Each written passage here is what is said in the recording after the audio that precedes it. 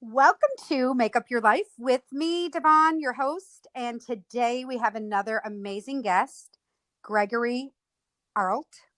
I You said did it it. right, You right? did it. Congratulations. A plus. Yes. Thank For those of you. you who don't know who Gregory is, he's an Emmy Award nominee. He's the Director of Makeup Artistry for MAC. Um, you've always been based out of Los Angeles? Always born and Yeah. raised. Born and raised. He's the real Rare deal. native. Yes. 25 years of experience, Oh, right? actually it's 30. Oh, It's 30. yes, a little more time has passed probably since my bio was written, but it literally I started in 1989 when Okay. I was 4. Yes. Yes. Teen. No. I was 19 actually. For real. Well, nonetheless, you've been doing it a long time and you've kept with the trends and the times and have done a variety of celebrities. For those of you who want to follow Gregory, I highly encourage you. It's super inspiring. His Instagram Thank handle you. is Gregory Arlt. So it's GregoryArlt. And his website is his name as well, GregoryArlt.com. You will find amazing, amazing work on his pages. So Thank I you. encourage our listeners to take a look and follow you. I So, hope so. Thank yeah, you. And if you absolutely. do follow me, say hi. I say hi back. Well, that is rare. So that's good to know. I think Um, engaging with people is one of the most important things we can do. But that's another story. that's another story. But sometimes, Yes, you do get busy and sure. not, celebrity artists at your status sometimes just don't have the time. It's not, you know, not for any other reason than oversight. That So is true. tell us, and there's so many. You won Hollywood Beauty Award for Best Makeup Artist, the Ibiza Music Award for Best Makeup Artist in a Video, Gwen Stefani's Misery, which Mm. she had to be a beaut to work on. Oh, she's one of my favorite faces to work on and Yeah. people. She's Oh, great. I bet. Hmm. I bet. If she's anything like she is on camera, which is just so humble and so sweet, That's and then her. fun and silly, if she's the same way behind the camera, then I would imagine it's an amazing client to have. 1,000,000%. And so she is. I mean, literally, when you see her on television, like on The Voice or on any interviews, her authenticity is so authentic. It really is. And also someone who loves glamour and loves makeup and loves the I whole process. So know. that makes it more fun.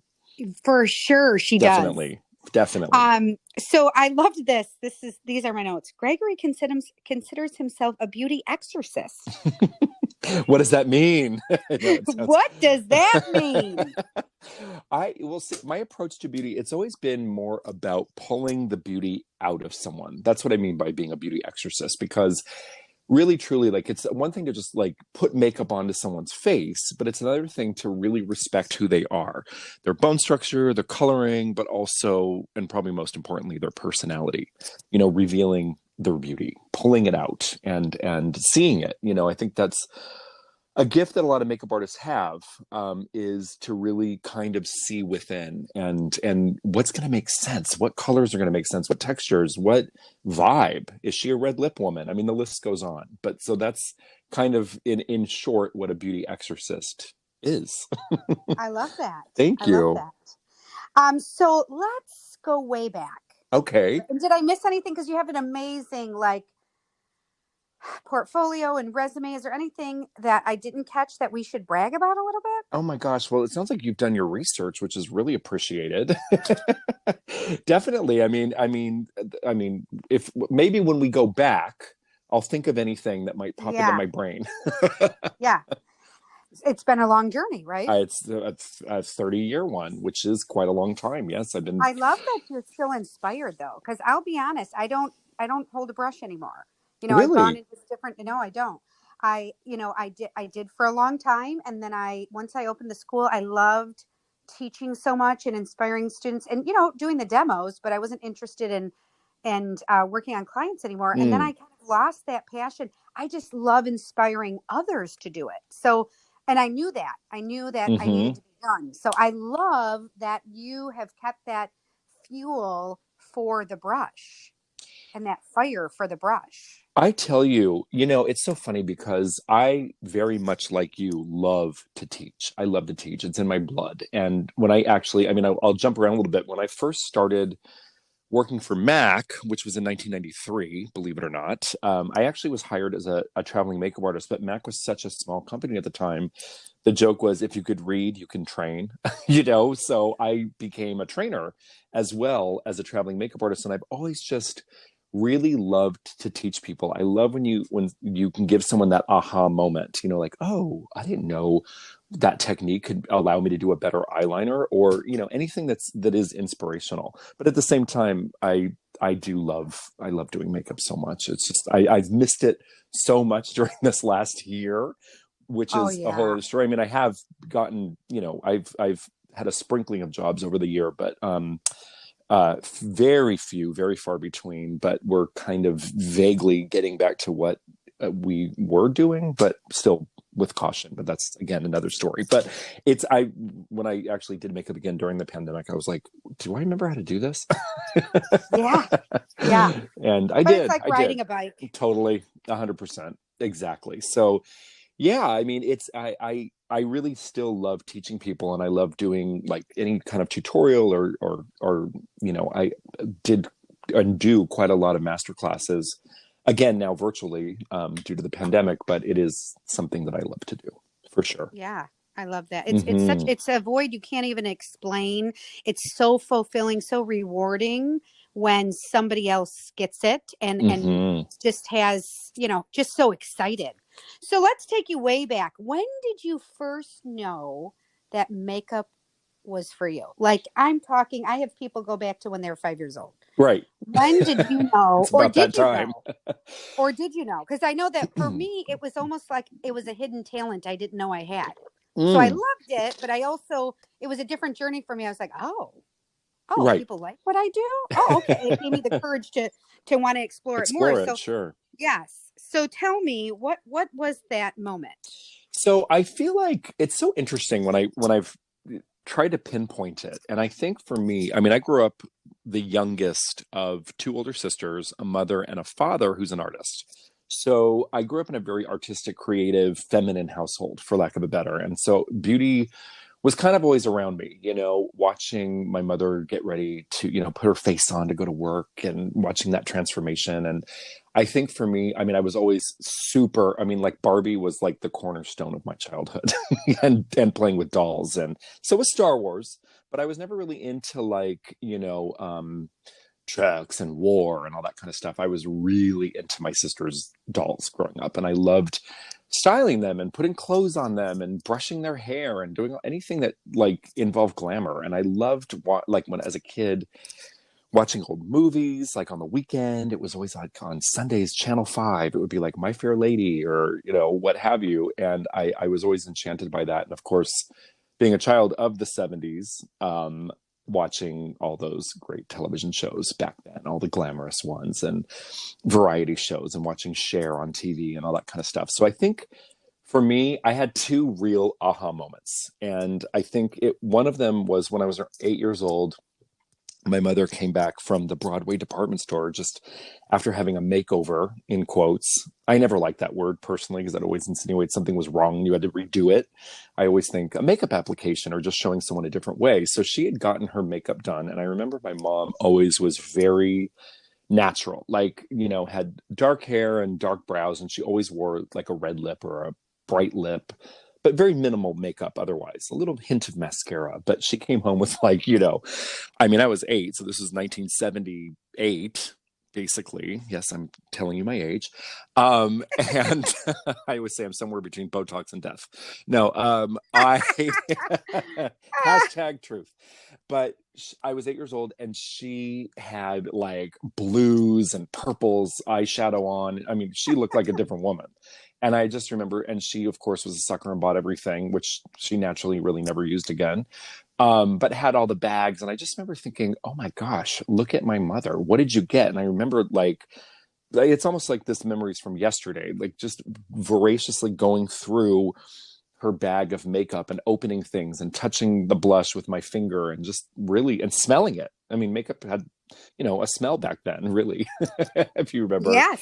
Yeah. And it was such a moment. And so I saw the transformational in real life. I mean, I remember when she came home, I looked at her like a movie star had arrived in the home because she looked so different and so glamorous. So I think that's when I kind of knew sort of the power of makeup. And then when I was around 12, my father, who was a graphic designer, he's still a painter and a fine artist, but he had his own graphic design firm.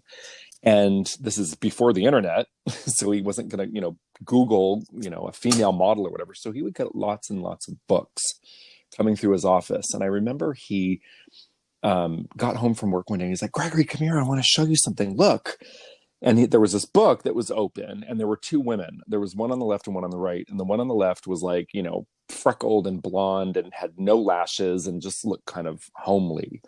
And the one on the right, of course, was this total glamazon and had full makeup and hair and the whole nine yards. And I remember thinking, gosh, that's so mean that they put these two women next to each other. My dad said to me, it's the same person. And I literally, it was like, I was like today years old, it was like this instant lesson in hair, makeup, lighting, photography. And the book was the famous photographer Francesco Scavolo, his book called Women. And the person was Patty Hansen, and she was always, like light blonde and freckled and the whole thing. And so it was the before and after that kind of blew me away. And it's just on a total side note, full circle. I ended up in my adult life having worked with a couple of women who were in that very book. So talk about a full circle moment. Oh, I know. I got chills. Yeah. That's great. You have crazy magnetic attraction or something. I don't know. How did that happen? Talk about the law of attraction, right? It's just, yes. The world gets small, and that is still one of those moments that I still pinch myself, because that was such a defining moment in my young life. And then I guess when I was a teenager, I was a child of the 80s. I loved, and still do, I loved Boy George and Nina Hagen and Susie and the Banshees and any very elaborate, always something more edgy. I was always attracted to that kind of vibe. And I would steal my sister's makeup. I hope they're not listening, but they knew. I would steal their makeup and practice on myself, not like drag makeup, but just very New Romantic and Duran Duran and Boy George and all that kind of stuff. And so thank God for Boy George, thank right? God. He was like a pioneer for a million percent. So many things. But I feel like makeup, things. I remember thinking how great his makeup was. Oh, stunning. Like, it was insane. And I remember just I was a huge fan. I mean, I bought every poster and every magazine, and I would take the bus to Melrose Avenue in Los Angeles because I lived in suburbia. I was basically kind of near the airport and the beach. And I would go to, the international magazine stand and buy all the European magazines that had all of my idols in them and study their faces, study their makeup. And I didn't know, Devon, that actually makeup was a true career. Like, I thought that being a male makeup artist meant you either are doing, people for the movies and making them look bloody and dead, or you were working behind the cosmetic counter at a department store. I didn't know there were really. Tell me when you realize that's a great pivotal moment. So tell me when you realize that, I can do this for a living. I can do something I love and make money at it and enjoy it. Right. I think that happened. So I think I was around 19. I went to college for like 10 minutes. I was never into learning in a conventional way. Like, I was like, I don't want to learn it. I don't want to hear about the Mona Lisa in class. I want to go see her. And, I was very, I was very hands-on. So I kind of needed a job. And so I got a job at Fred Segal in Santa Monica. And to be honest with you, what attracted me to that job, or that department I worked in, which was the cosmetics department, was they had a custom blending fragrance bar. And I loved and still love fragrance. That was really kind of my first love. And I was actually a little embarrassed by makeup because, again, I thought, and also too, you have to remember, and I'm sure, this gets very psychological, but if you want it, being a makeup artist was also attached to your sexual preference, which doesn't make Yeah, any sense. It's like, I oh, you know. want to be a makeup artist? You must be gay. And it's like, so Yeah. there was, and of course I was at that time in my life not out. And it was, very like, oh my God, I don't want people to think that about me. I mean, it's horrible because, and of course one has nothing to do with the other, but what are you going to tell someone who just turned 19 who's, in the Yeah. closet? So And it's not like today. no, I mean, no. even though it was probably more accepted on the West Coast, it still was, not near what, and even today, obviously, we could argue it's still not fair or equal, Hmm. but it surely wasn't back then.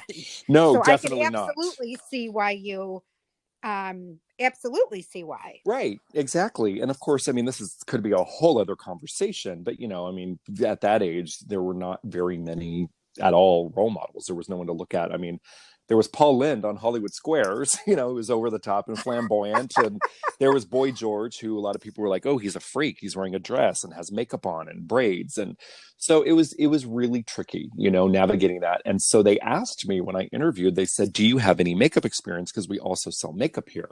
And I remember saying, yes, kind of, because I really wanted the job. Like, I was like, if Yeah. that's going to be my key into working at this custom blended fragrance bar, because I mean, I kind of did. I would do my friends' makeup in high school, and I did myself, and I'd go to clubs and the whole thing. So I kind of fibbed my way in on that note because I really, again, wanted this job, and they took a chance and they hired me.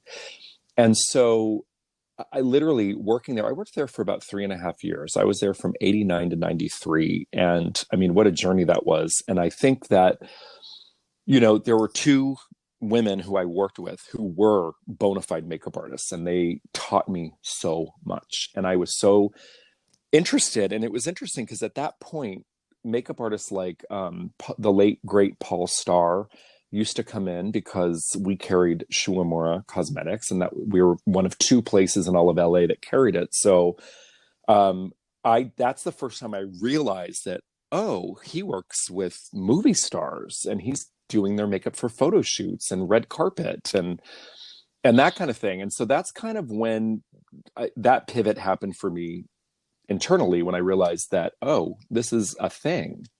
And like, a number of makeup artists used to come in and shop. And I knew there were fashion makeup artists because, of course, I read all the fashion magazines and would, of course, idolize Kevin O'Quan and would see, Diane Kendall's name and Ashley Ward, and the list goes on.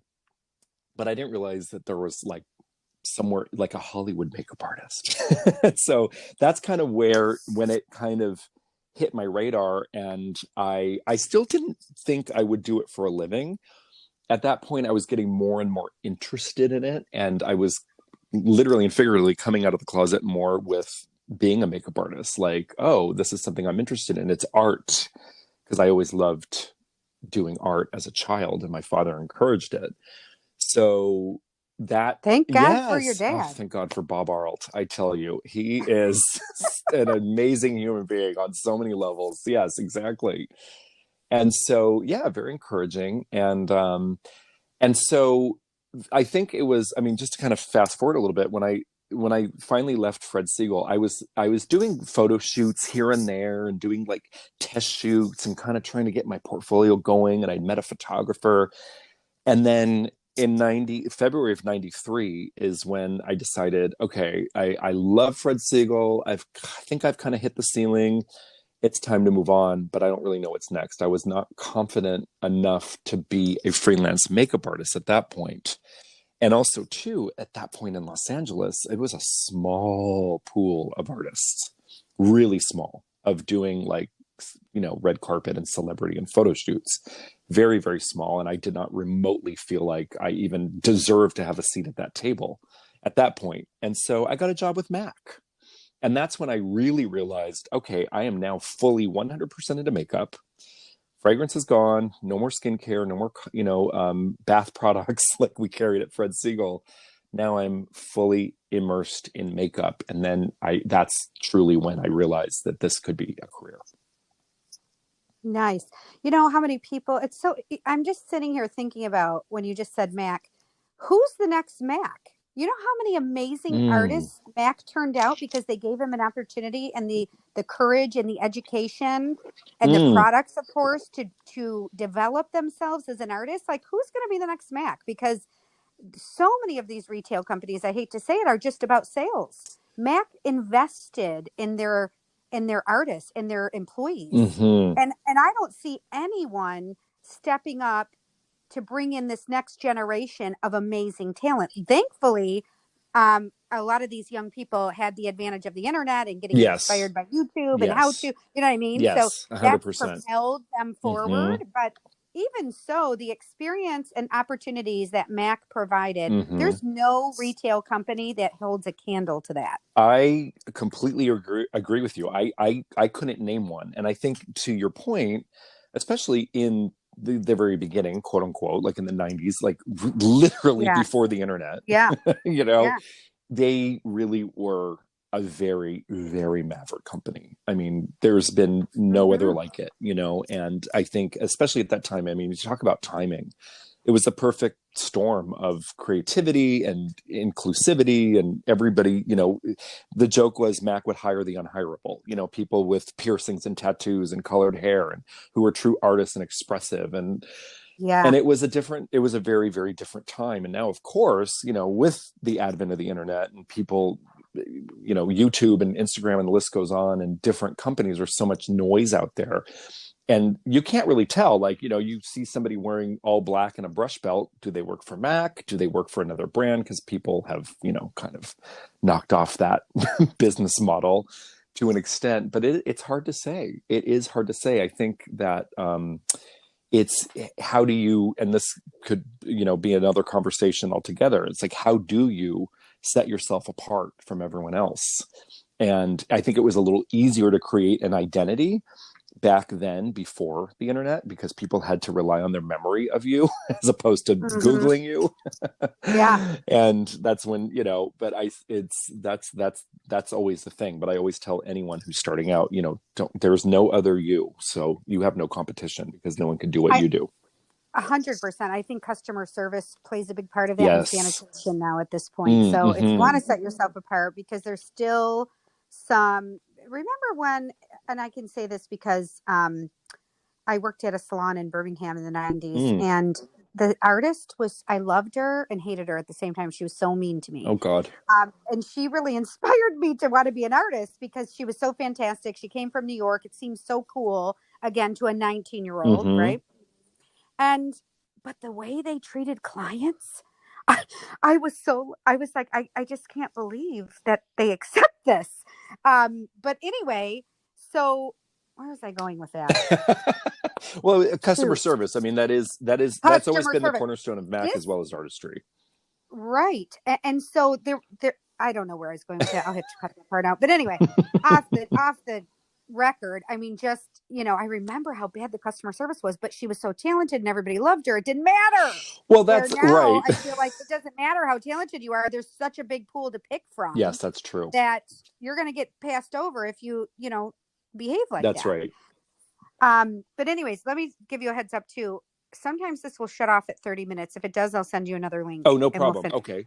Good to know. Um, so tell us, you had such an amazing career, and starting in retail is amazing because you really do. And well, with Mac in particular, you probably got to meet so many great artists and probably grew up, because I feel like your generation of Mac artists are some of the most amazing of all time. So Yes. tell me who was, your one of your biggest influencers, or I know you had a lot of great, you said those ladies were wonderful at Fred Segal, they Mm-hmm. really helped you along, but is there a mentor or an influencer that really stands out that you feel like was a pivotal part of, your journey on becoming a very successful and talented artist? Thank you.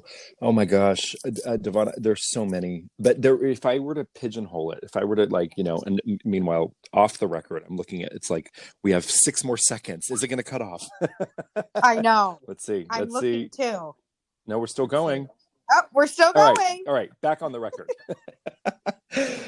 There are so many. And I have to say that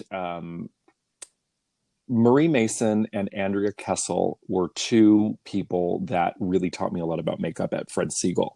And it was also too, like Andrea taught me the art of natural makeup. I mean, she did a ton of like commercials and like TV commercials and stuff. And we ended up being roommates actually in the very, very early 90s before I started working for Mac. So we would have creative nights and she would show me like, you know, I would practice on her and she would show me different things. And I think that's really important. She did it with no ego and it was all about helping to elevate me in my craft. And then Marie, who I worked with at Fred Segal, was like kind of the Shuamura expert. And she was really into edgy editorial makeup, taught me how to kind of, you know, finesse pushing myself out of the box, but like doing it in a really sort of beautiful way. Cause I love organic artistry, but I also really love being a technician and, you know, having that perfect line and how to create all that kind of stuff. So those two really helped me a lot. But when I started working for Mac, again, Mac was a small company in 1993. I mean, it was really, truly, again, like you said it perfectly. Like the stable of artists that were at Mac at that time were truly some of the best of the best. And the person who actually hired me at Mac, who is still to this day my best friend, his name is Philippe Chancel. And Philippe I just looked up to him. He hired me and he had a really big career as a makeup artist in Canada. Actually, he was from Montreal and then went to Toronto and would do like cosmetic campaigns and magazines. And he really taught me a lot about editorial makeup and just, and also had a great business sense about him because he did actually run operations here in Los Angeles, California, and then he went over to Paris to open up Mac there in the very early, I don't know, 95 I think or 96, and so he really taught me a lot, and I really owe so much of my career and my artistry to him, and so I definitely looked up to him, and of course Kevin O'Quan was like my god and my idol, and I used to run to the mailbox to get Allure magazine to see what he'd done on the cover and who he'd worked with, and I got a very an amazing chance to meet him several times. We had mutual friends, and so I was able to spend time with him when he was in Los Angeles and just pick his brain, and I mean I will always treasure that time for sure. How lucky were you to meet him? That was the book that inspired me. Yes. And I think, did he just have two books? He had three. So the first book that he came out with was The Art of Makeup. And I actually knew of him before that. Yes, exactly. And it's one of my most treasured books. I mean, he signed it for me, and it's just, I mean, literally, I pinch myself because I remember at that time when I met him, it had to have been 1995. I think it was 95. And then we just, I'd see him when he came to Los Angeles. Like he would always, reach out and he'd be like, oh, a group of us are going to dinner, please join us. And so, we spent quite a bit of time together. And the last time I saw him was probably a couple months before he passed away. So I know, but what an I mean, there again, talk about timing. There's no, it's just unbelievable the impact he made. I mean, heterosexual men know his name. I know. I'm telling you, he was a true pioneer and inspiration. I had that book and I absolutely fell in love with it. And then what was the next one? Fast Forward? Yeah, or Face Forward. And then there was Making Faces. I can't remember which order those came in, but yes, those were his books. I do have all three. I'm sure. Yeah, I donated mine to the school. Oh, that's nice. I don't remember. But yes, I remember the first book. Oh my gosh, it was amazing. I would just pour over it. I would literally study that book like it was my Bible. It was my Bible. I know. Definitely. The transformations were amazing. But I will say, we had this discussion at the school because, contouring in that book was to transform someone. Mm-hmm. Mm-hmm. I don't know how contouring turned into everybody in the world should do this at an extreme level. It turned a corner. It turned a corner. And I thought back to that book, like, this was not what Kevin quite had in mind for contouring and highlighting. But nonetheless, we all learned so much from that book. And anyways, it has a legacy of its own. Totally. So tell me, when do you feel like you finally reached success? And I know that has a different definition for so many people. I mean, and for some people, they feel like, oh, well, I haven't really got there because it's ever evolving. But a time in your life where you knew that this was sustainable. I think every artist wonders, well, great, how am I going to make money? Right. Especially if you're not in retail, right? If you don't have that continuous paycheck, you always wonder, how can I sustain this and do this full time? So maybe that's part of your success, or maybe it's a certain celebrity. Maybe it is being able to, turn down jobs that no longer are of your interest. I mean, I don't know what success looks like for you, but share with us what you might deem is success and when you feel like I've arrived. So, okay. So first of all, every single example that you just gave is how I would define success or my success. I think that if my first instinct or my first answer, I think, would be that I feel like because I still love doing what I do, that's success to me. Like still waking up with a passion to do what it is I'm doing. I think that to me defines success. I think that's what makes somebody successful. Now, of course, there's so many different things. If someone's, financially successful, if they're famous, if they're, the list goes on. For me, it's just still having the passion to do what I'm doing. And I think that I've been really, really fortunate because I have had one hand, I'm holding Mac. So that is, quote, stability. I mean, I've been with Mac for 28 years and it's been incredible. Are you still with Mac? I'm still with Mac. I'm the director of makeup artistry for Mac. I know, it's crazy. I just celebrated 28 years in February. And that is do you get a plaque? I know, right? Exactly. Yes. It's so funny because now Mac, ever since 1998, Mac was acquired by Estee Lauder companies. And so Estee Lauder, being a huge, corporation, has, a legacy corporation. They do all that corporate stuff like, oh, here's you've been with the brand for 10 years. Pick something out of this catalog. Do you want a watch? Do you want a vacuum cleaner? I mean, I swear it's kind of unbelievable and amazing. And you do get a lovely letter with these milestones that you celebrate, like 10-year, 15-year, 20-year, 25-year, and we'll see what happens in 2 years for 30, which is unbelievable. Yeah. So you better stick out the last 2 years. Who knows what's in that catalog? I know, right? I want to see.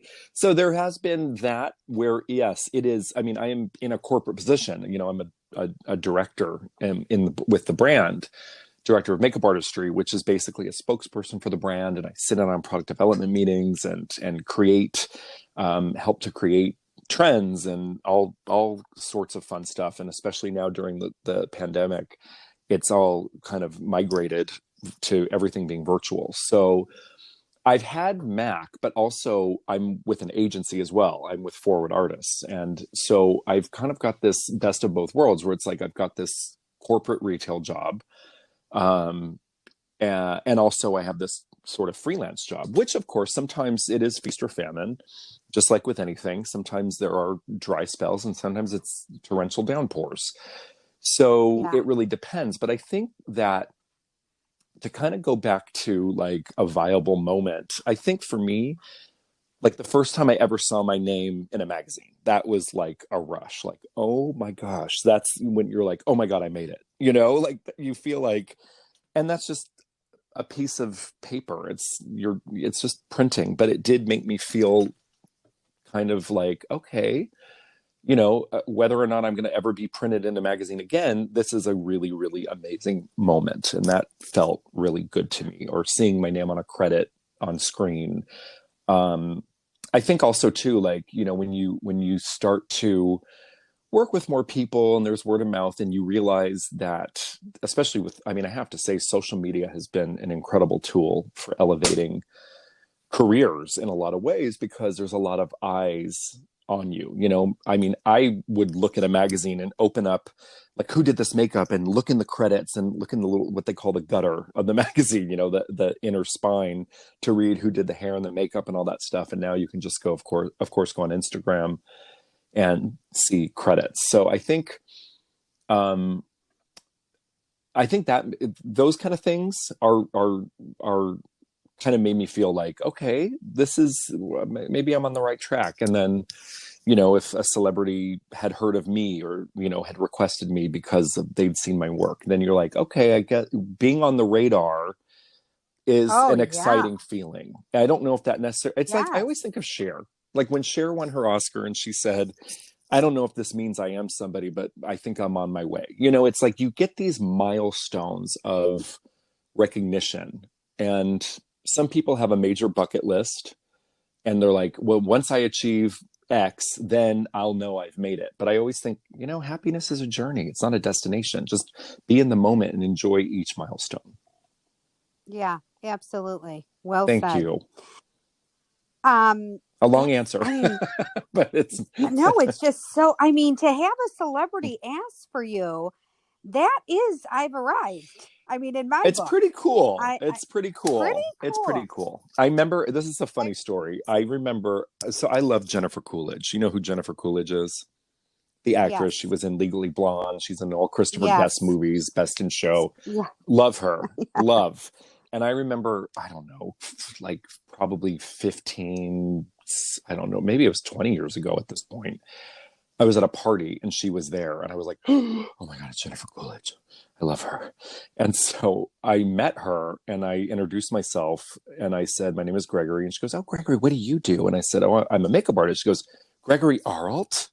And I almost fainted because I was like, she knew who I was. Like, that what? kind of blew my skirt up. I was like, okay, that's pretty amazing. When you think you've been on my radar for so long, and just to know that maybe you're on That, there. So that was still have not worked together. We have socialized. I've been around her, like with doing another movie that I was working with another actress of a movie that she was in as well for their press junket, and we still have not worked together. So Jennifer, if you're listening, I would still love to work with you. oh my It was pretty gosh, cool. that's It was cool. amazing. Yeah, it was a pretty cool moment. Oh my gosh. Yes. That is very cool. Thank you for the Oh, share. sure. That is very cool. I mean, I think that's that for our listeners, I feel like, well, that's a good goal to have. Totally. Um, so what does the future hold for you? I know you're going to hold out at Mac for the next 2 years because you need to get And in my your 30 catalog, year, yeah. 30, yeah, you need to catalog at 30 years. But is there a pivot for you, or is there, you just, your, you know, makeup is like your ride or die, or Oh, do you have other plans? What is your future hold, Gregory? well, that is a very good question. I think that I mean, all of us have been so thrown off track, of course, with this pandemic, right? So, I mean, Oh everything we yes, thought we were going to be and doing, really in LA. I mean, 100%. let's be Yes, honest. exactly. So I think for me, I'm kind of just being in the moment, like just kind of seeing where things go, navigating through life safely. I have some pretty, I can do a hint of a teaser, but I have actually something really cool that I've been working on that's actually going to be coming out in July of 2021. Hint, hint. Um, just stand by, watch the space for details. What does that I mean? know, I'm so ambiguous, aren't I? Yes, I'm like, is it product? Is it education? Is Yes, she the answer what? is Give yes me some to all of space. it. So just stand by. But I think, yes, I think for me, it's like, you know, I'm very grateful. I actually finally joined the union, the local 706 hair and makeup union, last November, which is great. And I, you know, basically having worked with a couple of my clients for what they call a star request, which means they request you to be on a show if you're not union, and then you amass enough hours to finally join the union. So that happened, which is exciting, and that kind of opens up the door to do more totally different avenue. sure. Yeah. I've never been insanely interested in doing like, TV or film necessarily, but especially now, I mean, pre-pandemic, but even now, there's so much production happening and there's so much going on, that with like a Gwen Stefani doing the voice, it's instead of just doing someone for a sitcom or an episodic show, you can actually work with clients for things like that. So that opened the doors, and we'll see where that takes me. That is very fun and Yeah, interesting. And I think it's going to open a lot of I doors hope for you. so. I mean, I think you're going to be so busy, you're not going to know how to handle it all. your lips to God's ears. Yeah, no, I think Definitely. And I so. have to say, like, social media, it's so funny because it really is what you make it. I think it's such an incredible tool, to utilize as an artist, for anyone listening, to really make sure your social media is up and running. And people are now, like, the joke used to be like, oh, what's your portfolio, Instagram? Well, now it is. It's not even a joke Yeah. anymore. It would be a joke if you actually brought in, remember those big black Oh binders yeah. everyone had? I still have my I mean, portfolio. Yes. well, I think it's still beautiful to have. I actually well, some of mine I don't admire because I look back and think, oh, thank God I evolved as Oh an well, artist. yeah, of course. Um, but and then there's others that I'm super proud of, Sure. and just neat to look back, kind of nostalgic. Um, Definitely. It's almost a scrapbook in a weird way. it is, it's a piece of history, Definitely. really. So I want to be mindful of your time because I could talk to you I know, you and forever. me both. I'm good. This I is hope so. this is such an amazing interview, and I know that Thank our you. listeners are going to be so grateful for all your advice, and so blown away once they get to hear how humble you are, and then when they go on your You. website, they're not even going to believe that this is the same person. So tell me what there's so many pieces I would pick out of this entire conversation that are so useful to up and coming artists. But what is one thing you might give newer artists? What piece of advice might you give newer artists who are really trying to stay inspired and get their career off the ground? Sometimes it can be Hmm. discouraging. Um, and so, and you have to grow a thick skin, and not everybody knows Hmm. that. That is very true. So very true. And so what if you had one thing to say to our listeners or even our students, to help them stay inspired and stay the course, and be true to who they are, becoming this amazing artist? What would you say? I would say, don't take anything personally. I know that's a very broad statement, but I think that, like you said, you have to have a thick skin. I mean, we're human beings, of course, we're sensitive, things sting and all that kind of stuff, but no, don't take it personally. Because I think in this world, I mean, yes, we've all been treated poorly in the whole nine yards, but I think that, like, let's say, for instance, you're a makeup artist and you're working with what you feel is a client. First of all, I don't like the word client. I don't use that word because they're people I work with.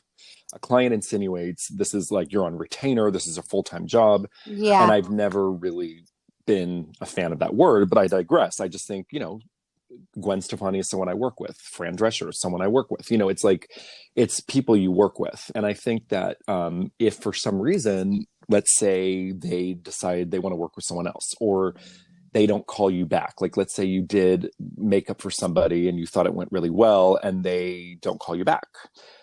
Don't take it personally, because unless somebody's looking at you in the face saying, you're a really bad makeup artist, okay, it's really probably not about maybe your technical skills, or if it is, maybe it's just not to their liking, but it's not to be taken personally. There's enough work out there for everybody.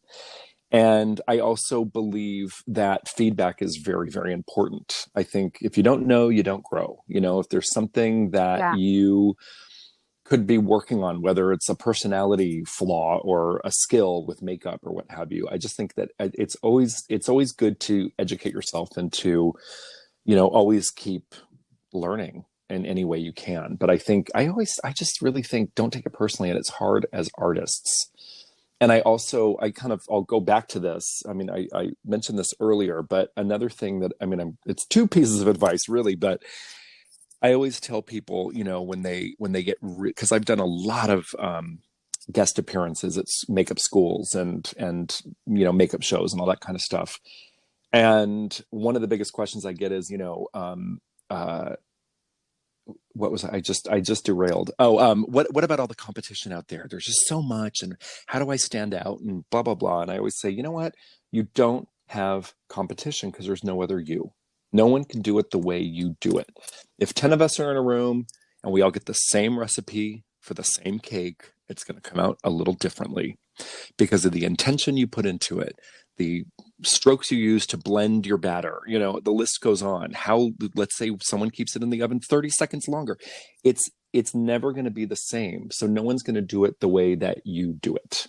So always focus on you and not necessarily what's around you. Keep your skills up to date, but you don't necessarily have to fall into a pattern or like, oh my gosh, like you were saying, like, oh my gosh, contour and highlighting is so crazy right now. And if I don't know how to do it, then I might not get hired. It's always good to know, but also be true to yourself. If that's not the way you like to do makeup, then don't feel obligated to do it. It doesn't mean that you're a bad makeup artist just because it's something that doesn't appeal to you.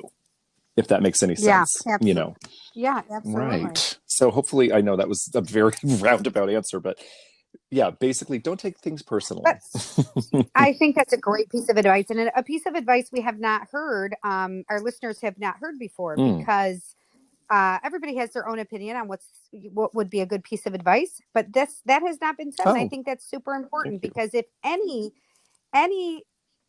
can derail you, it is being discouraged by taking things personal.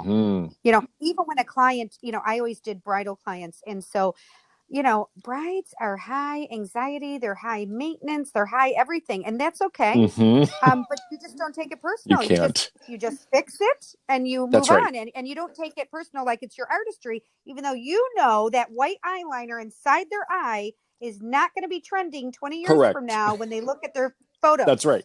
Okay. And you're right. I have to expand on that for a second because you hit the nail on the head so hard. I mean, I used to do tons of bridal makeup when I was first starting out. Like every weekend, I was working back to back Saturdays and Sundays, and literally, it's their day. If she wants that white eyeliner on the inside, it's her special day. You can assist, not insist. But you also want to be a makeup artist. You don't want to be a makeup applicator. You know what I mean? But if that's what they want.